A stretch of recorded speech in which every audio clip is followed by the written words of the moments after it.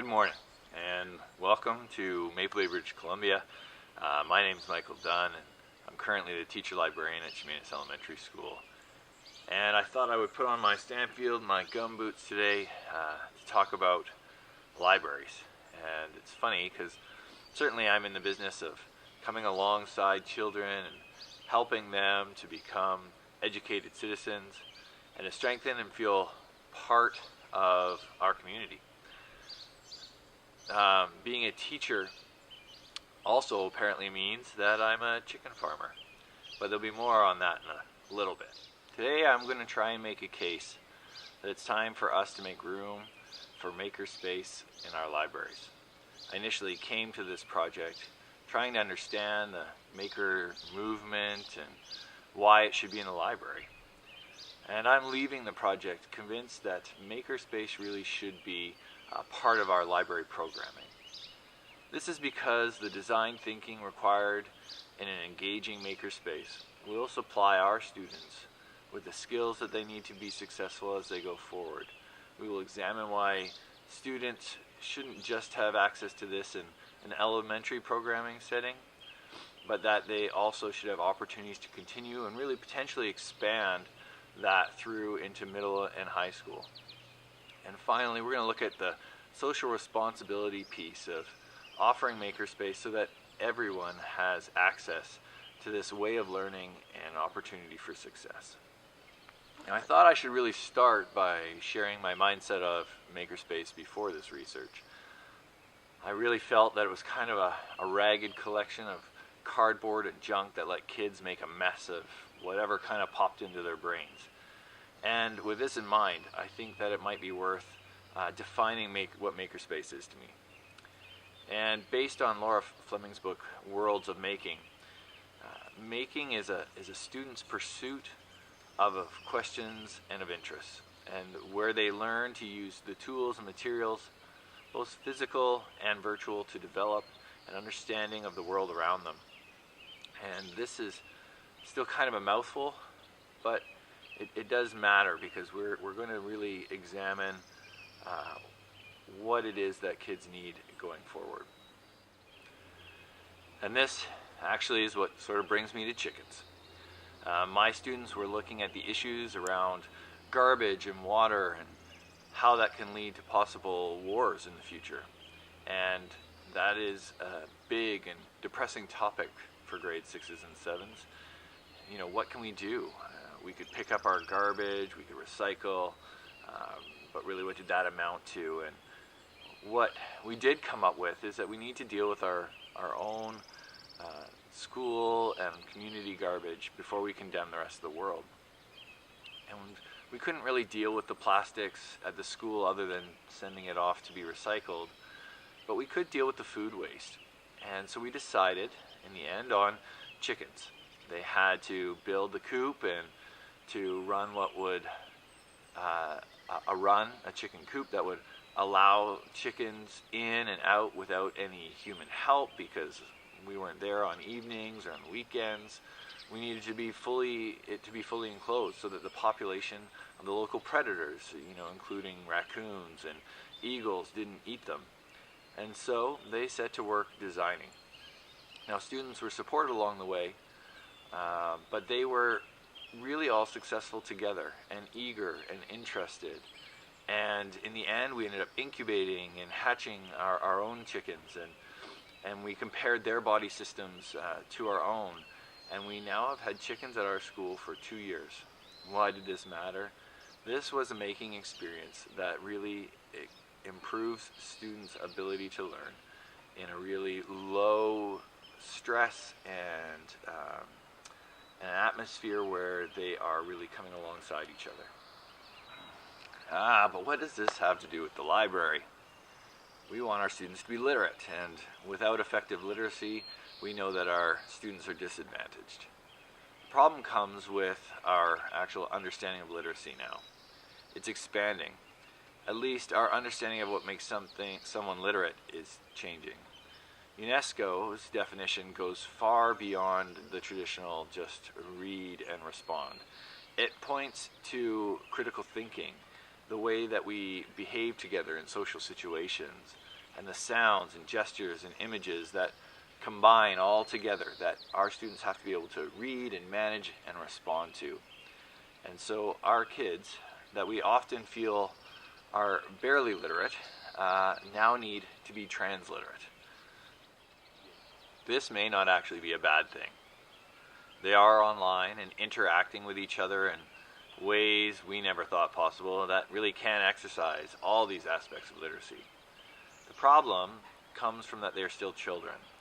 Many have no guides to show them how to manage this changing world, and many teachers and parents are left behind as well and really are lost in how that really translates from how we used to play outside to what they're doing in those virtual worlds. And school is becoming so disconnected from their world that they can't relate. They are bored and frustrated and uninterested because there really isn't a crossover between school and home. And so it kind of comes back to what is the goal of education. And thankfully, those goals really have changed very little. The BC Teachers Federation site actually reminds us that the educated citizen, which we are again using in our redesigned curriculum, was first developed and put out in 1989, and that a quality education system assists in the development of human potential and improves the well-being of each individual person in British Columbian society. This list speaks loudly to the job skills needed for our future. The aspects of being a good person have not changed much in 30 years. But the tasks the students are being asked to do and the technology certainly have. We want our students to have the ability to work, to feel whole, and to be a valuable part of our community. And about those job skills, we want them all to be able to go and be successful in work. The top skills needed for work are changing. The focus is no longer driven by the memorization of facts, but process. Our students must adjust to what they need to know on the fly. The slide shows that there's huge differences between 2015 and 2020. Emotional intelligence and that cognitive, the thinking flexibility are new to the list for 2020. And all this change can be daunting because we don't even know necessarily what those jobs will be. But I'm advocating for the Makerspace because it addresses this list and gives students simulated practice. It provides a low-risk environment to fail in and to understand that failing's okay. It gives us the process and it puts the product in perspective. They are working towards a way of knowing and understanding and failing and doing it together. Lacey Brecka really lists the various aspects that kids will work on in the maker environment. This list really speaks to the core competencies that are at the heart of the redesigned curriculum in British Columbia. Those three main areas are critical thinking, personal and social awareness, and communication. If we look at the list that she shows about the Makerspace environment, I think it's pretty clear that it helps prepare our students for the future. You know, when we look at that creative thinking and we can examine that way of working together and learning from each other, and that they really, the one that I know that as teachers we talk a lot about is that grit that students need to really dive in and work through problems. Do you know that brain research actually supports the move towards a maker environment as well?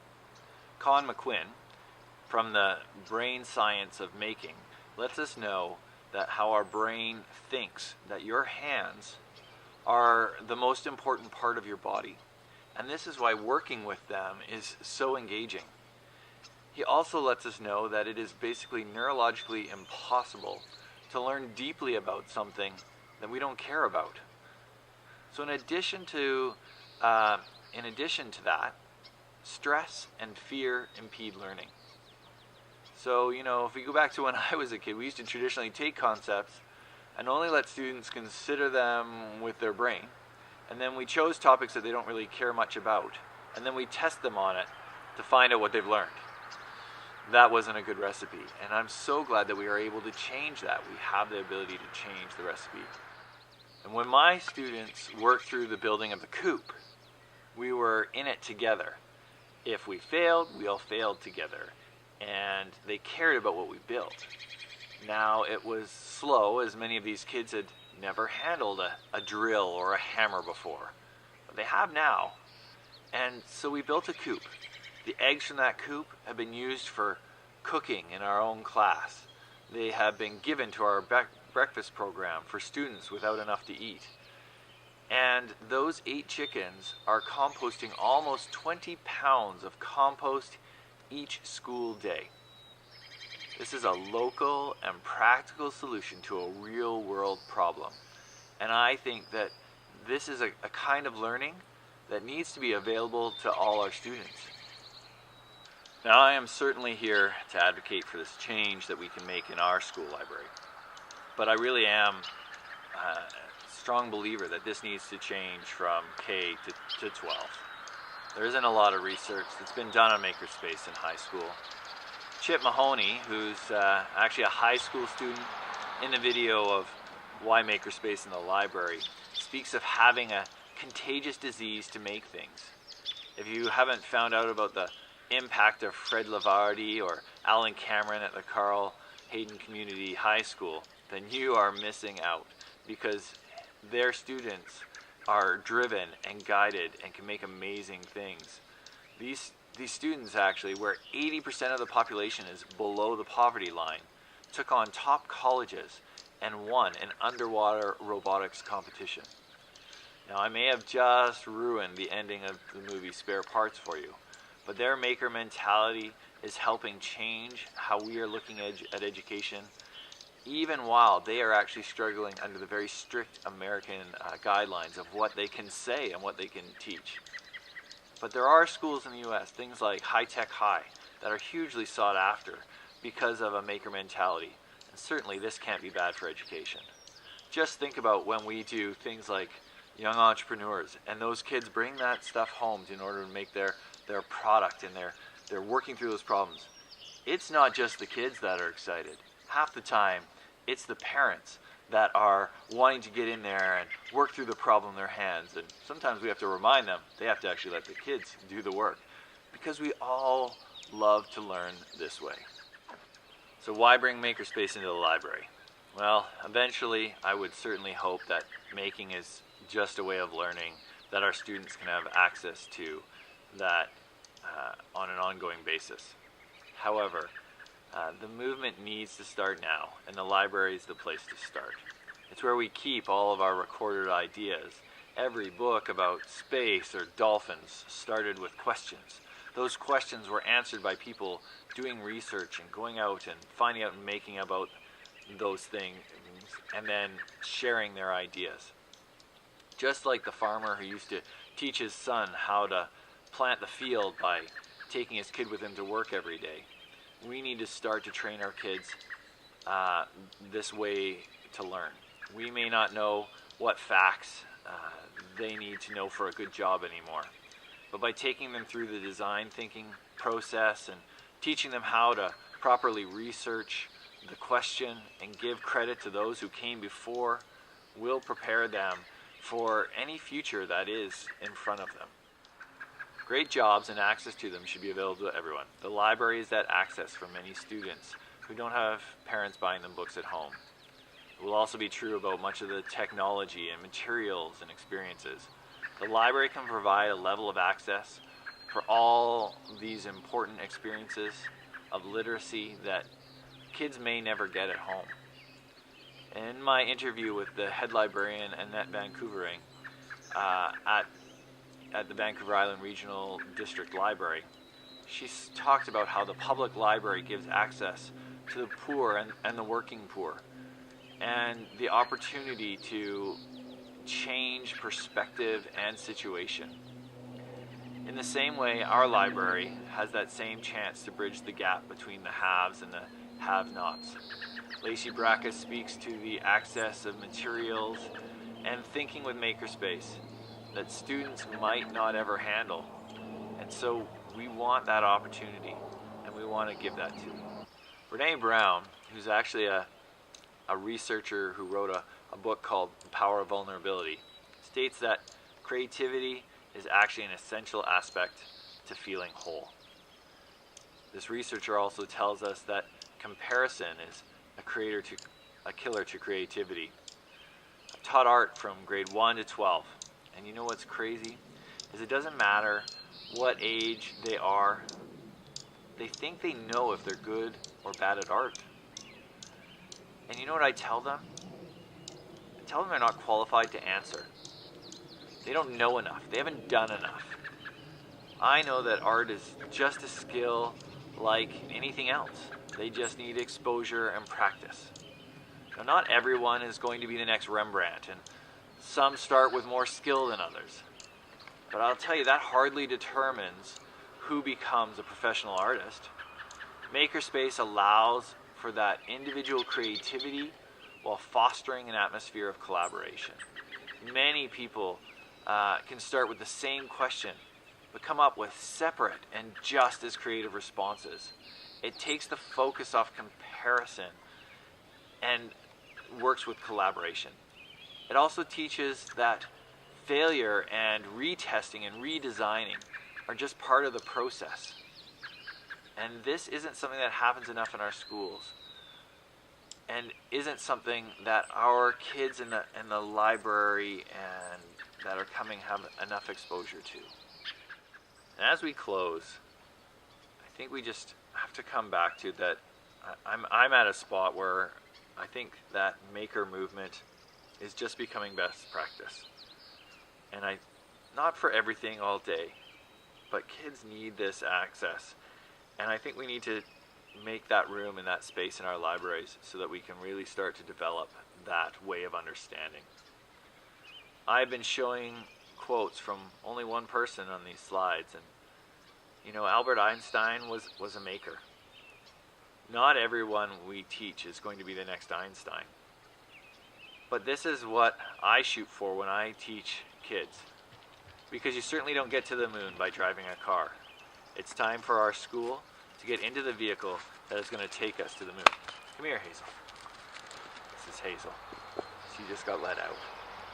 Have a great day, and thanks for coming.